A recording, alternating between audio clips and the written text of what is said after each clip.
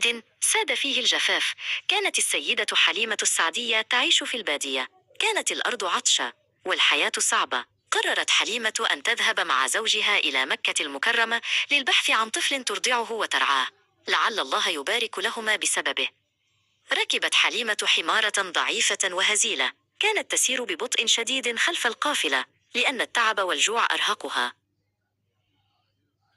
عندما وصلت حليمة إلى مكة وجدت طفلا يتيما يشع وجهه بالطمأنينة.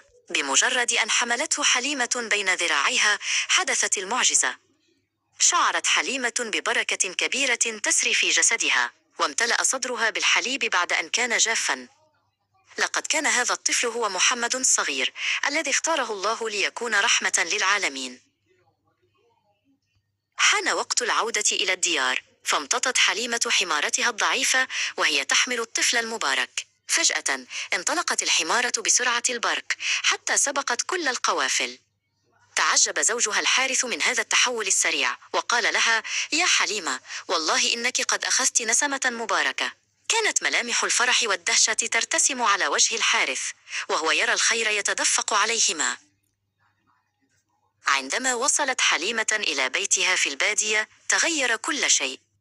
الأرض القاحلة أصبحت خضراء، والأغنام التي كانت جائعة أصبحت تعود ممتلئة باللبن الوفير. عاش محمد الصغير في بيت حليمة ينمو يوما بعد يوم، وكان النور يحيط به دائما.